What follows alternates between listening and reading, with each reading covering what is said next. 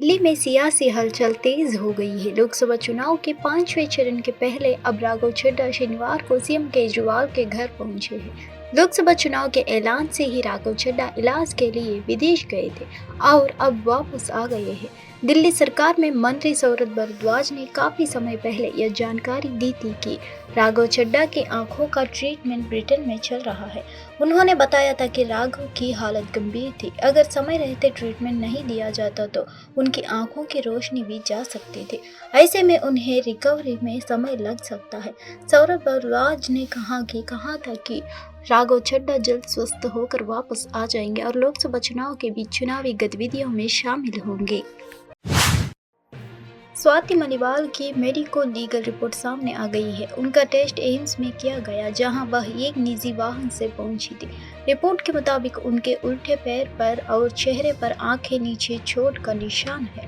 बता दें कि स्वाति मलिवाल ने पुलिस में दर्ज कराई गई अपनी एफआईआर में कहा है कि जब वह मुख्यमंत्री आवास पर गई तो विभव कुमार ने उन पर बेरहमी से हमला किया। उन्होंने आरोप लगाया कि कुमार, जो केजरीवाल के निजी सचिव है, उन्होंने उन्हें लात मारी, घूंसा मारा और उनके साथ दुर्व्यवहार किया। 39 वर्षीय महिला ने यह भी कहा कि उनके कपड़े फट गए थे और हमले के दौरान उनके सिर और पैर पर गंभीर चोटें आई। केजरीवाल के निजी सचिव विभव कुमार ने सिविल लाइंस पुलिस थाने में एसएचओ के ईमेल के जरिए शिकायत की है। इसमें उन्होंने कहा कि मलिवाल झूठे आरोप लगाकर उन्हें फंसाने की कोशिश कर रही है। शिकायत में कहा गया है कि जब स्वाति मलिवाल केजरीवाल से मिलने गई तो उन्होंने मुख्यमंत्री आवास पर उनके साथ मारपीट की थी। लोकसभा चुनाव 2024 के 5वें चरण के मतदान से पहले इंडिया गठबंधन के नेताओं ने शनिवार को मुंबई में एक जॉइंट प्रेस कॉन्फ्रेंस का आयोजन किया। प्रेस कॉन्फ्रेंस की शुरुआत में कांग्रेस के अध्यक्ष मल्लिकार्जुन खड़गे ने भारतीय जनता पार्टी और शिवसेना एकनाथ शिंदे गुट पर जमकर हमला किया। उन्होंने कहा कि महाराष्ट्र में गैर कानूनी सरकार धोखे और साजिश के आधार पर बनाई गई, जिसका समर्थन खुद पीएम कर रहे हैं। खड़गे ने आगे कहा कि राज्य में पीएम मोदी की कई रैलियां हो रही है, वह लोगों के बीच दरार पैदा करने की कोशिश करते हैं। मोदी लोगों को भड़काने का काम कर रहे हैं। शायद ही कोई पीएम ऐसा करता होगा। 53 साल में भी ये राजनीति में हो। पवार साहेब हमसे 5 साल आगे है और उद्धव ठाकरे जी भी सक्रिय है। मेरा यही कहना है कि विश्व संघात की राजनीति हो रही है, विपक्ष को तोड़ा जा रहा है। हैदराबाद से बीजेपी उम्मीदवार माधवी लता ने बाला साहेब ठाकरे की शिवसेना विचारधारा से समझौते को लेकर उद्धव ठाकरे पर तीखा हमला बोला। एएनआई से बात करते हुए माधवी लता ने कहा, मुझे आश्चर्य होता है कि लोग कैसे इतना नीचे गिर सकते हैं। बाला साहेब हिंदुओं के साथ हुए अत्याचारों के लिए खड़े हुए और अब उद्धव ठाकरे के पाला बदल दिया है। उद्धव ठाकरे ने बाला साहेब ठाकरे की विचारधारा से समझौता किया है और कांग्रेस के साथ गठबंधन किया है। अगर आज बाला साहेब ठाकरे होते तो उन्हें बहुत बुरा लगता। बाला साहेब ठाकरे जो चाहते हैं, एकनाथ शिंदे उसके साथ खड़े थे और मैं चाहता हूं कि लोग इस बारे में जानें। If Aj Bala Saheb Thackeray ji would have been here, he would have felt very bad for whatever is being done. Being a novice of politics, it surprises me that how people can really stoop down. Bal Saheb Thackeray ji, as you rightly said, was a man who stood up for the atrocities that had happened on Hindus here specifically. And today, Uddhav Thackeray, I'm surprised that he wouldn't mind getting into alliance with any party who has compromised my Bal Saheb Thackeray's ideology. And it's very clear, very evident that Uddhav Thackeray ji has compromised with the ideology. Elections in Hyderabad, it's that typically like a student feels कि अभी तो मेरा परीक्षा खत्म हो गया है. But by deploying me in Maharashtra, they have re-energized me, I would say. And the kind of love and warmth and welcome that I have seen in Maharashtra, I just didn't expect that, so many would recognize me here. And at the same time, I would say that, people are in a very high spirits to really vote to BJP. That's a very, very good sign. Because we all know that Bombay as such, Mumbai, is the capital city of this country, our country. Chamoli के DM Himanshu Khurana ने बद्रीनाथ धाम में चल रहे पुनर्निर्माण कार्यों पर एक update साझा किया। उन्होंने कहा कि बद्रीनाथ में पुनर्निर्माण कार्य अच्छी गति से चल रहा है और भारी यातायात से बचने के लिए बाईपास जैसे कुछ कार्य पहले ही पूरे हो चुके हैं। एएनआई से बात करते हुए हिमांशु खुराना ने कहा, बद्रीनाथ में पुनर्निर्माण कार्य अच्छी गति से चल रहा है। भारी ट्रैफिक से बचने के लिए बाईपास जैसे कुछ नाम पहले ही पूरे हो चुके हैं। धाम के नजदीक एक ISBT के नवीनीकरण के पूरा हो चुका है। मंदिर परिसर के डिजाइन और DPR पर काम चल रहा है। मंदिर के 75 मीटर के दायरे में आने वाली इमारतों, उन इमारतों के मालिकों और अन्य सभी हितधारकों के संपर्क किया जा रहा है ताकि पर्यटकों के लिए चीजें सुचारू हो सकेंगे। बद्रीनाथ में जो पुनर्निर्माण कार्य चल रहे हैं, काफ़ी तेज़ी से उसमें काम चल रहा है।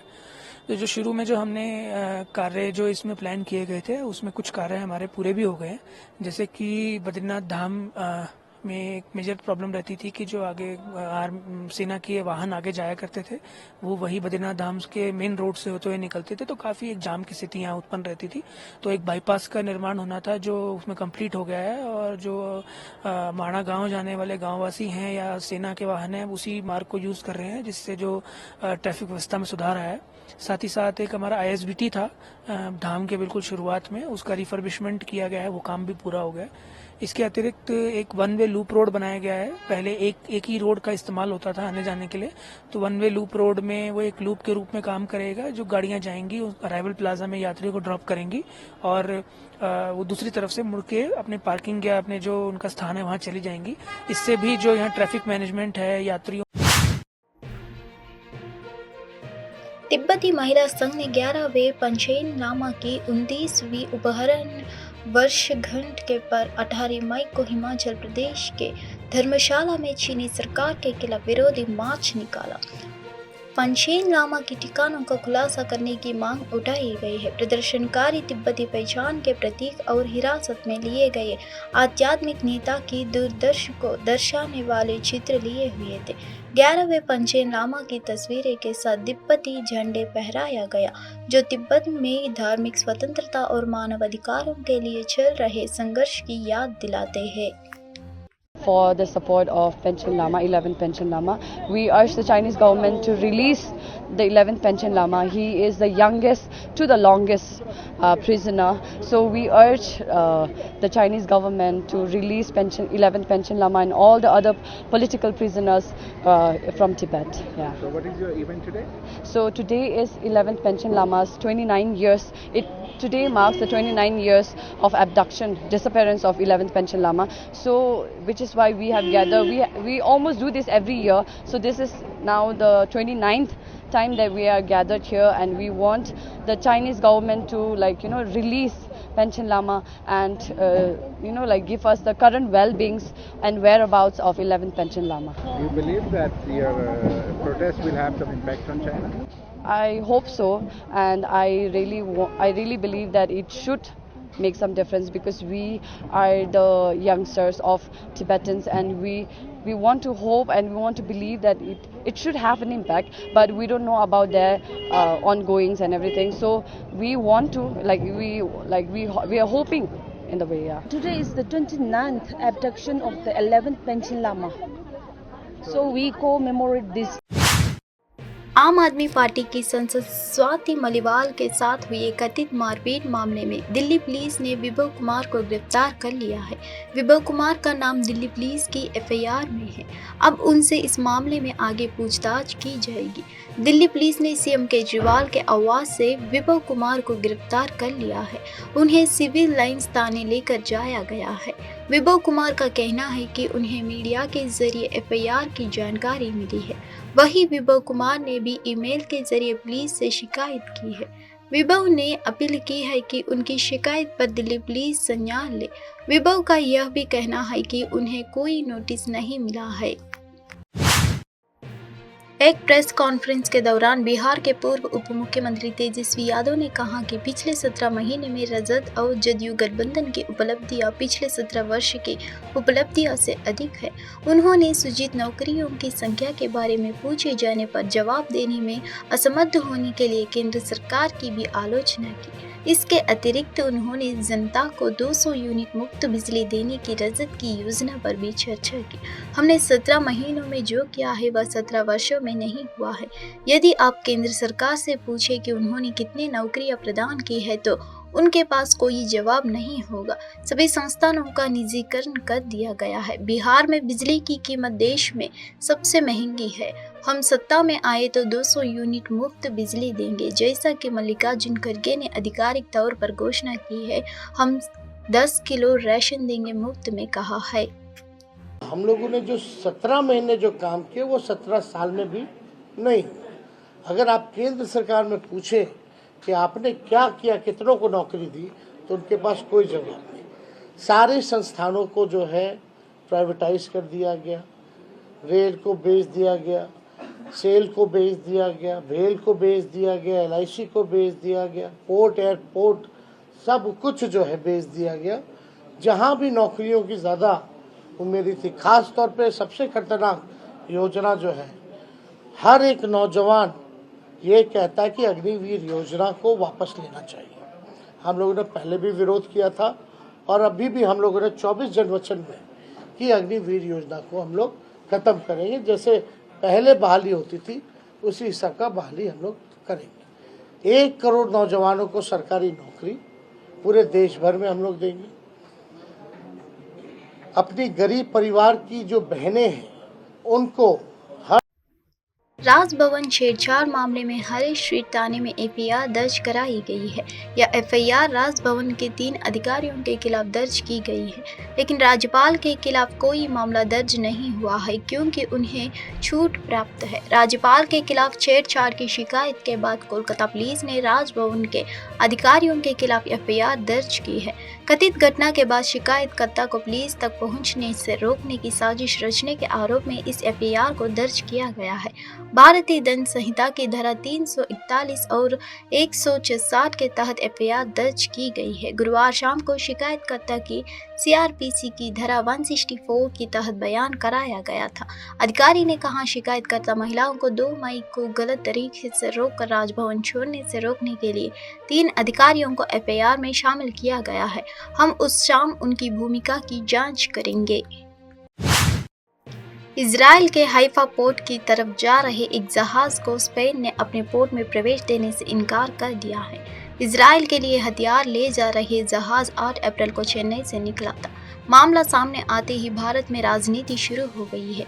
हैदराबाद के सांसद असदुद्दीन ओवैसी ने पीएम नरेंद्र मोदी पर निशाना साधा है। ओवैसी ने पीएम से सवाल करते हुए कहा कि बताइए, नेतन्याहू ने आपकी बात क्यों नहीं सुनी। प्रधानमंत्री मोदी द्वारा दिए गए बयानों को लेकर सांसद असदुद्दीन ओवैसी ने उन पर निशाना साधा। 17 मई को सोशल मीडिया वेबसाइट एक्स पर ओवैसी ने पोस्ट कर लिखा, इस चुनाव में मोदी ने अपने कई दोस्तों को ठुकरा दिया है। पहले अपने यारों पर टेम्पो में काला धन वाला आरोप लगाया और अब अपने रोल मॉडल नेतन्याहू को भी शर्मिंदा कर रहा है।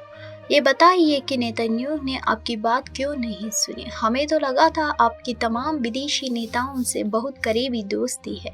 हाइफा पोर्ट पर स्पेन द्वारा जहाज को एंट्री ना दिए जाने की बात करते हुए ओवैसी ने लिखा, मोदी ने हर बार UN में सीज फायर के खिलाफ वोट दिया।